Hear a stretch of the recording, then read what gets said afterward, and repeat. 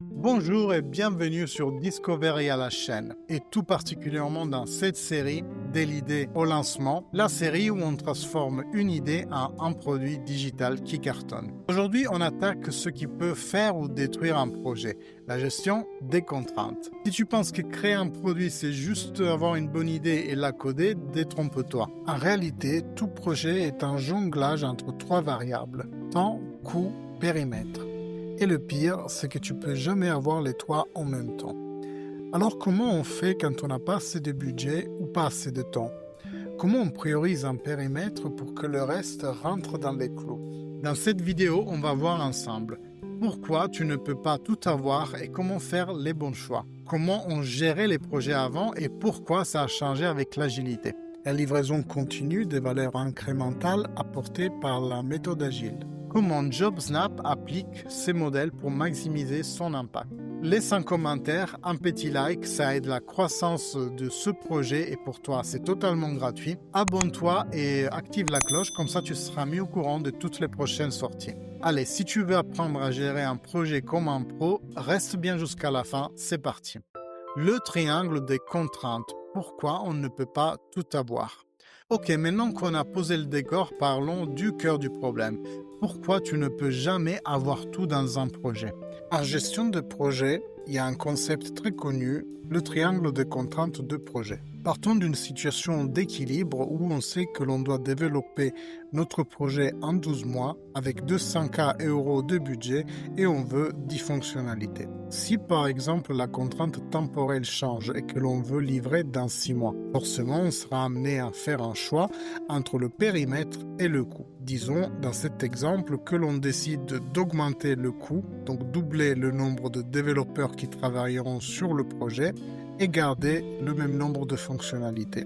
Imaginons à présent que c'est notre budget qui se voit écourté de la moitié, donc on n'a plus que 100 €. On décide de garder le même périmètre fonctionnel, donc ça sera forcément le temps de développement qui sera impacté. Et si jamais on voulait augmenter le nombre de fonctionnalités, on serait amené à faire un choix sur les deux autres paramètres, soit garder le même délai et donc augmenter le coût, comme dans cet exemple, ou alors dans le contre-exemple, garder un coût identique et augmenter le temps.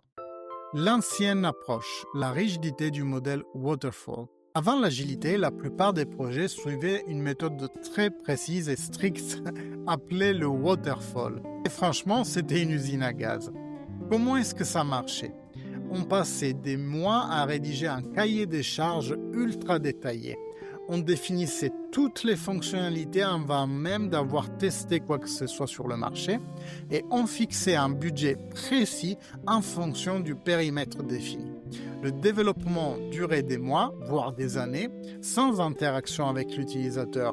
Et les tests fonctionnels arrivaient tout à la fin. Attention, pas les tests marché avec les utilisateurs, ce qu'on appelle la recette. Donc le test par les gens qui avaient écrit le cahier des charges. Est-ce que tu vois où est le problème? Bien besoin de changer en cours de route, trop tard. Tout était déjà gravé dans le marbre.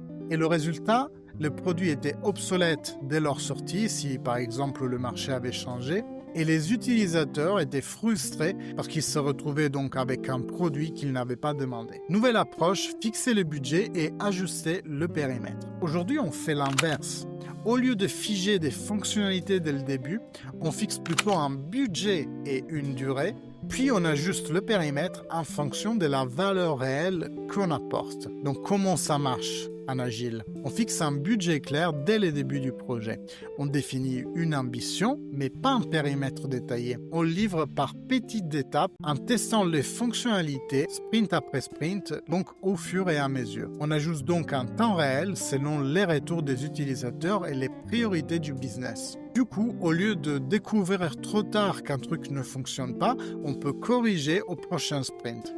Aujourd'hui, on travaille donc de manière beaucoup plus flexible. L'idée, c'est que le budget est une contrainte incontournable, mais que les fonctionnalités et la qualité peuvent être adaptées en fonction des priorités. Donc l'approche agile repose sur trois principes. On fixe un budget clair dès le départ, on priorise les fonctionnalités qui apportent le plus de valeur, et donc ça c'est totalement le travail du product manager et sa valeur ajoutée dans un projet. Et on livre régulièrement des versions testables pour ajuster en fonction des détours et éviter donc les erreurs fatales du waterfall. Livrer de la valeur de façon incrémentale. Autrement dit, plutôt de construire une fusée complète avant de la tester, on commence par un skate, puis un vélo, puis une voiture. Oui, je sais, je vais loin avec la fusée. Mais comment faire concrètement? Si on devait découper ça en 3 étapes, ça serait définir une ambition globale plutôt qu'une liste de fonctionnalités. On ne va pas dire on va développer une app avec ces 10 fonctionnalités-là. On va dire on va créer la meilleure plateforme de job court terme en ligne. Et il faut commencer avec une version minimaliste, ce qu'on appelle un MVP, Minimum Viable Product. Plutôt que tout coder d'un coup, on va commencer avec une version ultra simple qui permet de tester le marché. Et ensuite, on améliore en fonction des retours ou des priorités. Chaque mois, on regarde ce qui fonctionne ou pas et on ajuste ce que l'on développe ensuite. L'exemple classique que l'on cite pour expliquer ces 3 phases, c'est qu'on fixe un objectif, aller d'un point A à un point B. Notre MVP va donc être un véhicule minimaliste, par exemple un skateboard, sauf que comme on doit améliorer notre produit en continu, on va demander aux utilisateurs ce qui ne va pas dans le skateboard. Ils nous diront que pas tout le monde est assez stable ou sait bien utiliser ses hanches pour engendrer une bonne direction. On va donc rajouter un guidon, ce qui nous donne une trottinette. Dans la prochaine itération, certains nous diront « Ah oui, la trottinette c'est cool l'été, mais par contre s'il pleut ou s'il y a du vent, on est un peu embêté. » Dans ce cas-là, on pourrait envisager ce genre de véhicules un peu bizarres qu'on voit sur les plages. Vous voyez, on pédale, mais en même temps on a un toit au-dessus de la tête. Et d'ailleurs, on a 3 roues, ce qui nous rend même un peu plus stable sur la route. Et après, dans l'itération suivante, des gens nous diront « Oui, c'est cool, mais j'arrive tout transpirer au boulot. » Et donc, on imaginerait un véhicule peut-être à batterie électrique qui permettrait à l'utilisateur de ne pas se fatiguer. Et puis la batterie durerait trop peu, donc on passe à une batterie plus grande. Enfin, tout ça pour vous dire que mon objectif, il est toujours couvert. Mon objectif était aller d'un point A à un point B. Toutes les versions de mon application font ça. Par contre, à chaque itération, j'écoute ce que les utilisateurs ont à dire et j'améliore mon produit en conséquence. Appliquez cette logique à JobSnap.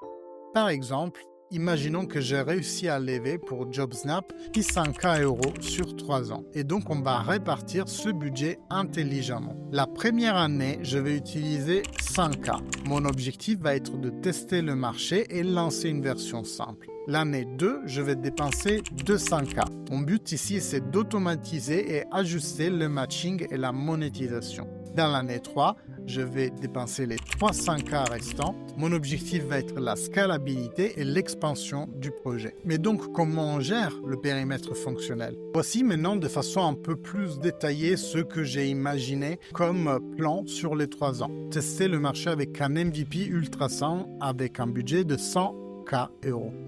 L'objectif, c'est vérifier si le produit répond à un vrai besoin. Les fonctionnalités prioritaires, ça serait la décryption ultra rapide, seulement email et mot de passe, un upload de CV basique, donc pas encore de profil pour les jobbers. Du côté employeur, un accès libre au CV, donc pas encore de mise en relation intégrée. En gros, si je fais la chaîne, c'est le jobber s'inscrit et il upload son CV. Le recruteur met comme critère le domaine et le type de travail recherché et il a en retour une liste de CV.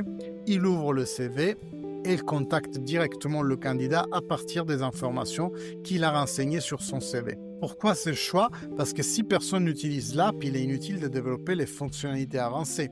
Avant même de mettre de l'intelligence artificielle, on veut déjà savoir si les entreprises trouvent JobSnap utile. Année 2. Automatiser et introduire la monétisation. Budget 200K €. L'objectif, c'est de transformer JobSnap en vrai business rentable. Les améliorations clés qu'on pourrait apporter dans la 2e année, par exemple la création de profils détaillés pour les candidats au lieu du simple CV.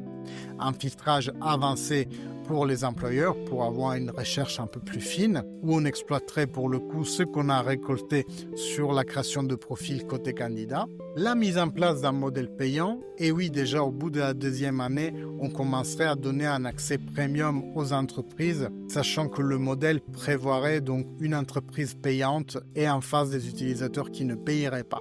Et ensuite, on pourrait commencer quelques briques pour automatiser la mise en relation, donc sans passer par les coordonnées que l'utilisateur a saisies dans son CV.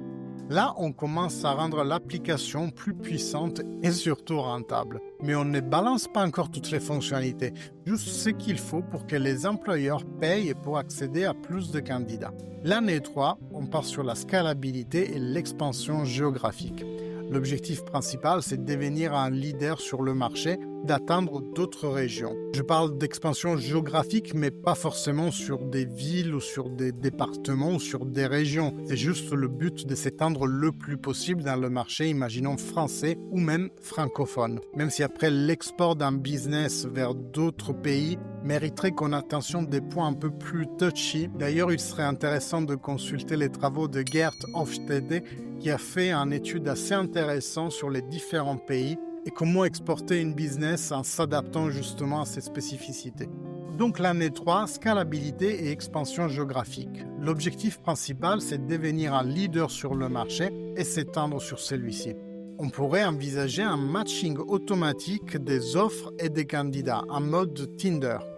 L'algo serait donc amélioré et capable de définir selon les besoins de l'entreprise les profils des candidats qui correspondent le mieux, soit en se basant sur la géographie, sur l'expérience passée de ces candidats, mais pourquoi pas aussi sur les choix précédents que les entreprises ont faits. Donc lorsque l'entreprise poste un besoin, elle voit sur un onglet dédié une sélection de profils d'utilisateurs disponibles et un mode Tinder, plus qu'à swiper. On pourrait mettre en place une messagerie intégrée pour fluidifier les échanges et un système de notation des employeurs vers les candidats et vice-versa. À ce stade, on a un produit optimisé, rentable et scalable. On peut investir dans la croissance parce qu'on sait que notre modèle fonctionne. Donc, si on récapitule, on a un budget fixe, donc on ne peut pas faire tout en même temps. On commence avec un MVP ultra simple pour tester le marché. On ajoute des fonctionnalités progressivement en fonction des besoins réels, on ne monétise que quand on a suffisamment d'utilisateurs et on évite les fonctionnalités inutiles tant qu'on n'a pas validé l'essentiel. Des exemples de startups qui utilisaient cette méthode: Airbnb qui a commencé avec un simple site et des photos prises à la main, Uber qui a d'abord testé uniquement à San Francisco avant de s'étendre à d'autres villes, et Dropbox, comme on le cite souvent, qui a démarré avec une vidéo démonstration avant même d'avoir un vrai produit. Si tu n'as qu'une seule chose à retenir, c'est ça. Un projet bien géré n'est pas celui qui suit un plan parfait, mais c'est celui qui sait s'adapter en fonction de la réalité. Si cette vidéo t'a aidé à mieux comprendre comment gérer les contraintes projet, alors pense à liker, à laisser un commentaire pour aider cette chaîne à évoluer. C'est gratuit pour toi, mais c'est une énorme aide pour moi. Abonne-toi et active la cloche, comme ça tu seras mieux au courant de toutes les prochaines vidéos.